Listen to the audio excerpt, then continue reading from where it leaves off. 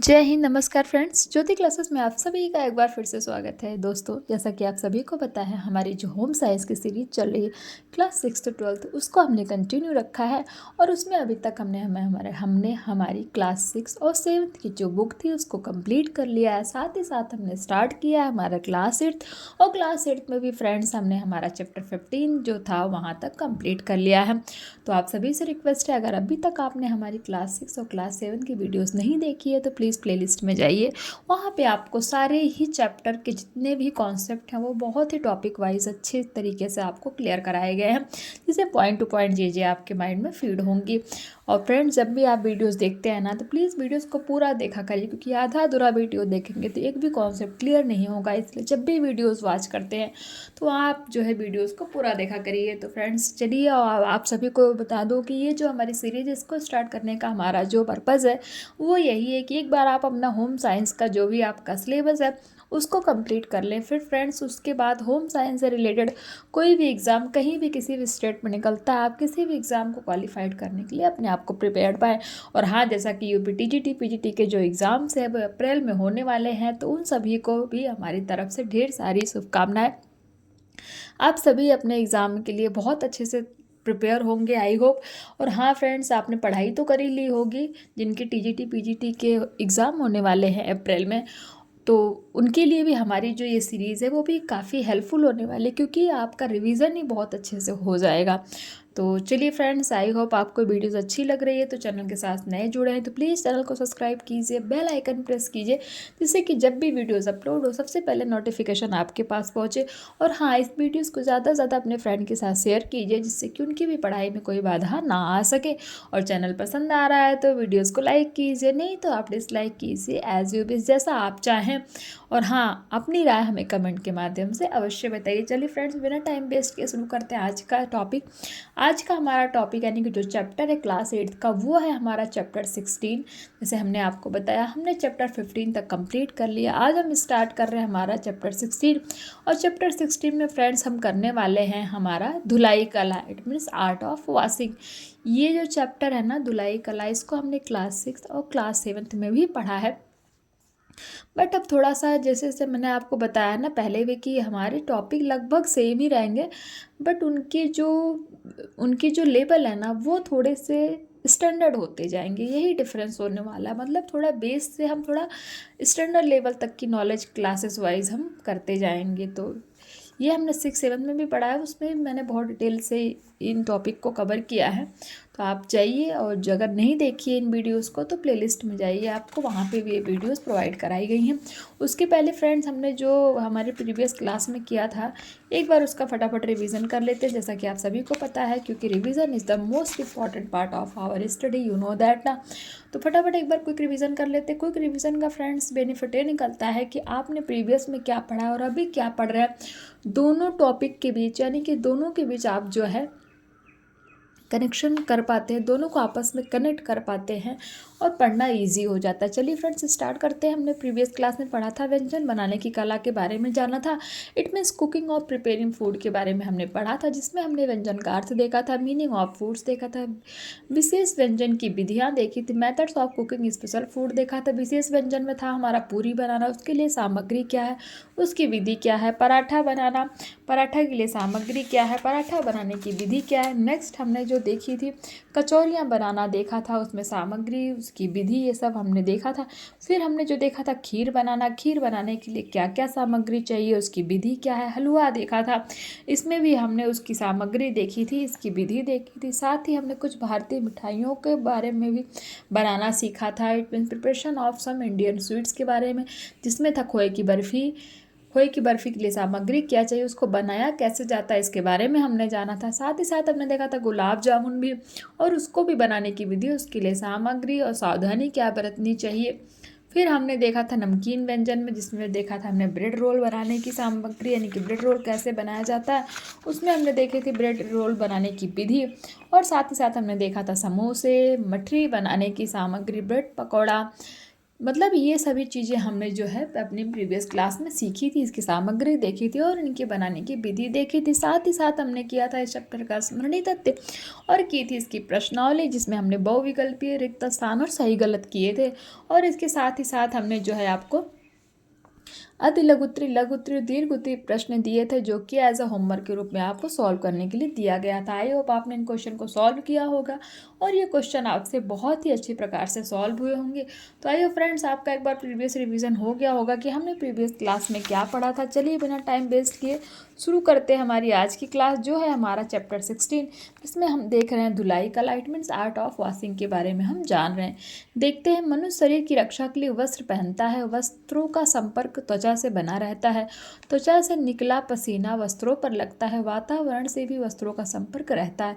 वातावरण की अशुद्धियां भी वस्त्रों पर जमने लगती हैं और वस्त्र गंदे हो जाते हैं। अतः वस्त्रों को साफ करना आवश्यक हो जाता है, जिससे वस्त्रों का सौंदर्य बढ़ता है। वस्त्रों को साफ करने के लिए हम वस्त्रों की धुलाई करते हैं।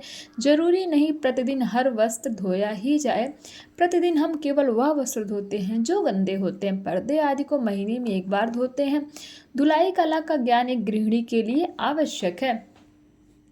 अब देखते हैं धुलाई में काम आने वाले उपकरण कौन कौन से हैं। सिलाई कला, बुनाई कला, कढ़ाई कला के उपकरण की भांति धुलाई कला के भी उपकरण होते हैं, जिनकी वस्त्रों की धुलाई करते समय आवश्यकता पड़ती है। हमने पढ़े ना, सिलाई कला के लिए क्या उपकरण लगे, सिलाई करने के लिए क्या आपके पास उपकरण होना चाहिए, यानी कि टूल्स होना चाहिए। कढ़ाई के लिए क्या मतलब टूल्स होना चाहिए। बुनाई के लिए क्या होना चाहिए, इन सब के बारे में हमने पढ़ा है ना। एज इट इज़ धुलाई के लिए भी आपके पास क्या टूल्स यानी कि क्या उपकरण होना चाहिए, उसके बारे में हम देखते हैं। नंबर 1 है टब, बेसिन, बाल्टियाँ। कपड़ों को भिगोकर रखने व पानी से निकालने के लिए टब व बाल्टी की आवश्यकता होती है। नंबर 2 में है ब्रुश, कपड़ा जहाँ पर गंदा होता है ब्रुश से रगड़ते हैं। नंबर 3 थपकी, बड़े बड़े कपड़े, चादर, तौलिया आदि को पीटने के काम आती है। डोरी, कपड़ा सुखाने के काम आती है। मेज व प्रेस, कपड़ों पर प्रेस करने के लिए मेज की आवश्यकता होती है। साबुनदानी, साबुन रखने के लिए आवश्यकता होती है। मग, पानी निकालने के लिए आवश्यकता पड़ती है। क्लिप या पिन, कपड़ों को फैलाते हैं तो हवा से उड़ने का डर रहता है। क्लिप लगाने से कपड़े दबे रहते हैं। अब देखते हैं सूती वस्त्रों की धुलाई। सर्वप्रथम कपड़े फटे रहे हो या सिलाई खुली रही हो तो पहले उन्हें सही कर लेना चाहिए।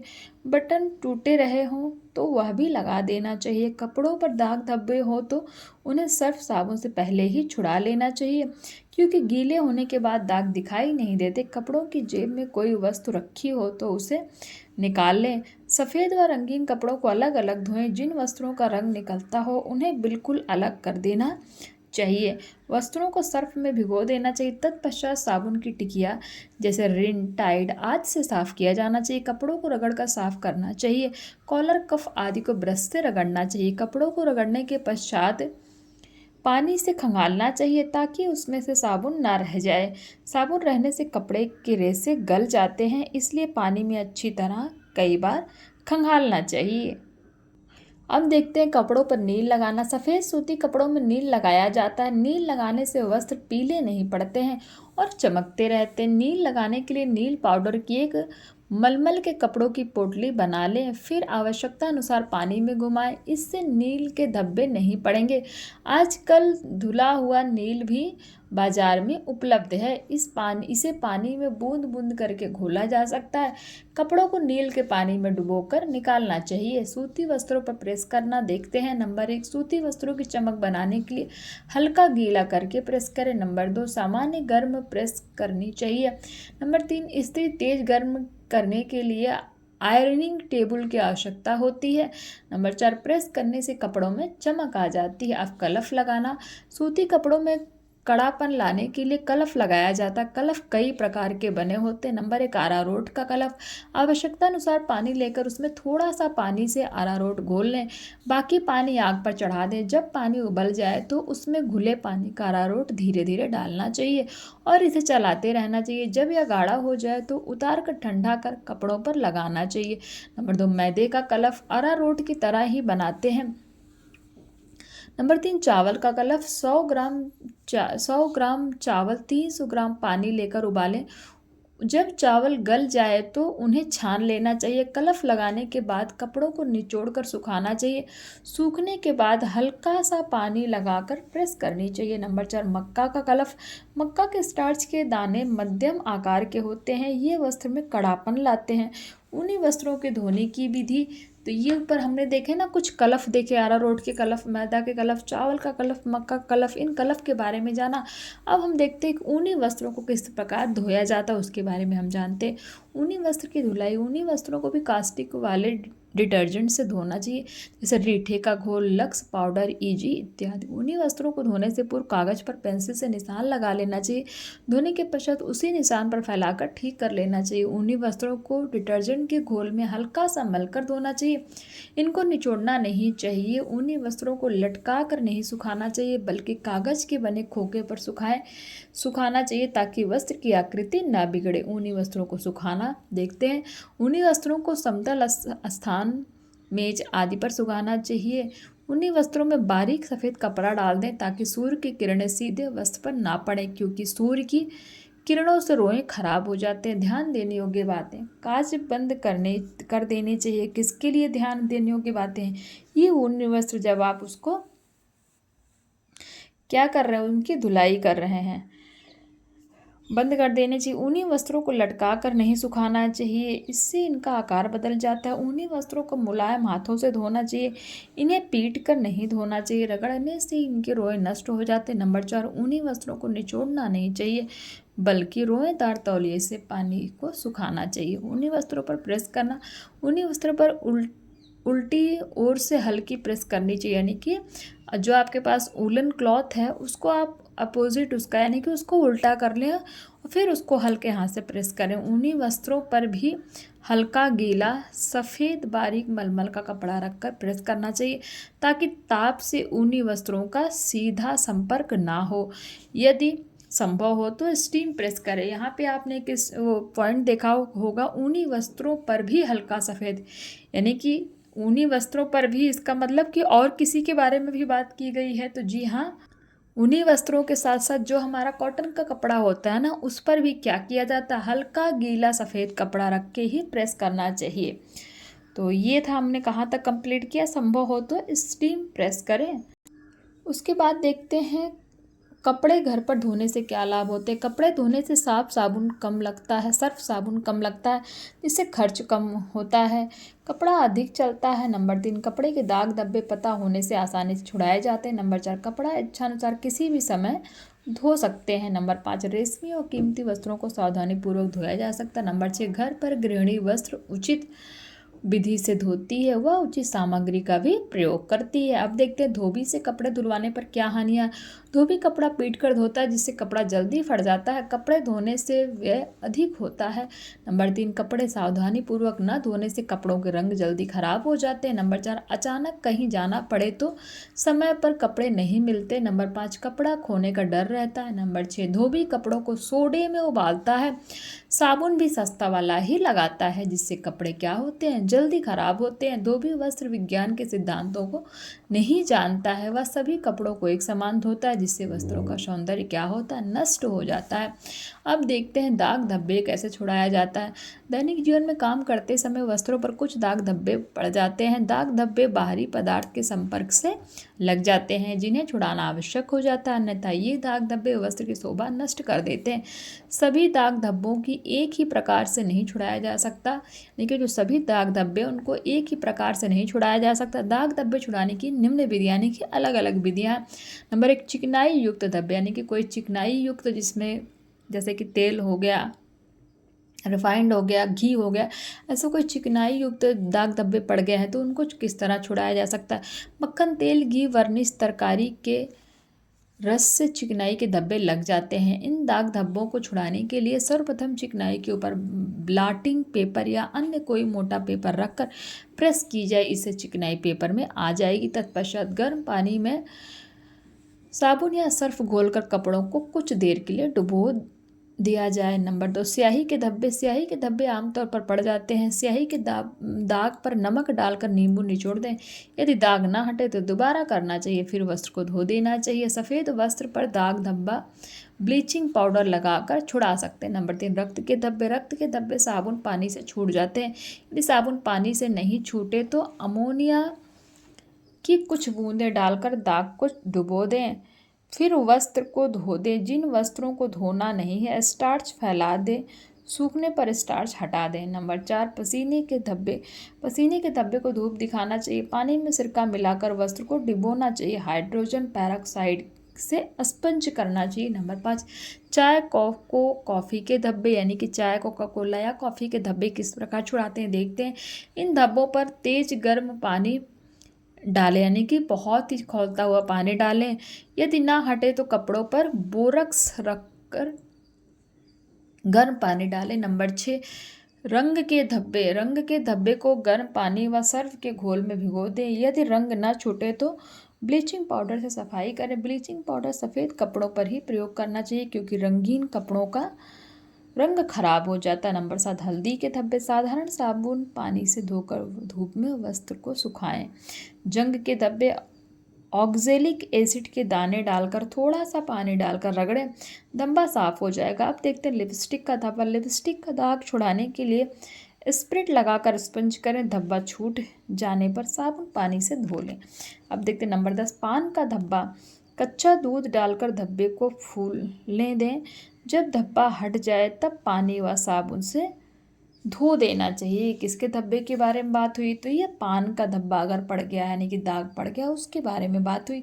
फ्रेंड्स, ये हमारा तो चैप्टर 16 था कंप्लीट होता है। आई होप ये आपको अच्छा लगा हो। देखते हैं फटाफट इसकी प्रश्नावली और इस चैप्टर को हम करते हैं कंप्लीट। इसकी प्रश्नावली में हम देखते हैं कि सही विकल्प पर सही का चिन्ह लगाइए। धुलाई के काम आने वाले उपकरण हैं कौन से, टब, बाल्टियाँ, ब्रश, ये सभी। तो हमारा आंसर क्या हो जाएगा, ये सभी। चिकनाई युक्त धब्बे हैं मक्खन के, घी के, वार्निश के, ये सभी। तो इसमें भी हमारा क्या होगा, ये सभी। रिक्त स्थान की पूर्ति कीजिए। मनुष्य शरीर की रक्षा के लिए क्या करता है, वस्त्र पहनता। सामान्य डैश प्रेस करना चाहिए, क्या सामान्य गर्म प्रेस करना चाहिए। कलफ सूती कपड़ों पर लगाया जाता है, सही विकल्प पर सही देखते हैं। कलफ सिंथेटिक कपड़ों पर लगाया जाता है, तो ये स्टेटमेंट हमारा गलत है। कलफ जो है कॉटन के कपड़ों पर लगाया जाता है। कपड़ों को मजबूती प्रदान करने के लिए नील लगाते हैं, तो ये स्टेटमेंट भी हमारा रॉन्ग होगा क्योंकि मजबूती प्रदान करने के लिए, उनको सुंदर दिखाने के लिए नील का प्रयोग करते हैं। स्याही का धब्बा कच्चे दूध से छुड़ाना चाहिए, तो ये स्टेटमेंट भी हमारा क्या हो जाएगा, रॉन्ग हो जाएगा। कपड़ा धोने से पहले काज बंद कर लेने चाहिए, तो ये स्टेटमेंट हमारा क्या है फ्रेंड्स, ये स्टेटमेंट हमारा सही है।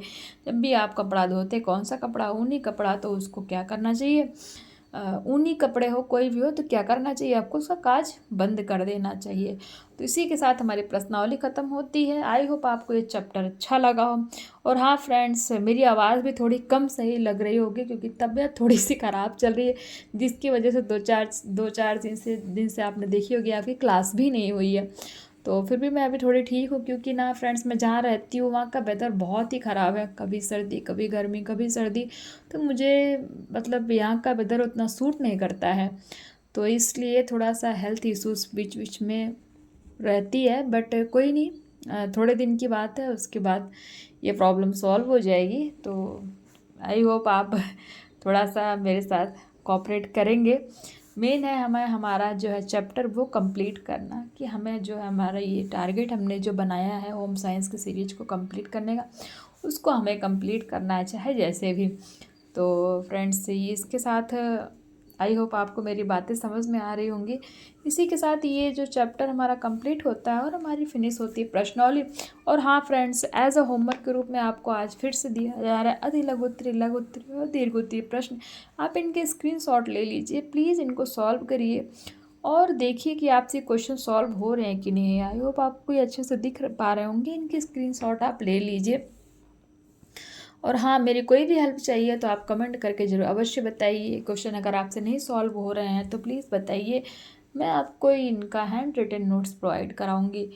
तो प्लीज़ जो है इसके आप स्क्रीनशॉट ले लीजिए। और हाँ, जिनके एग्ज़ाम आने वाले हैं अप्रैल में, तो प्लीज़ उन सभी को हमारी तरफ से जो है अगेन फिर से अगेन बहुत बहुत शुभकामनाएं।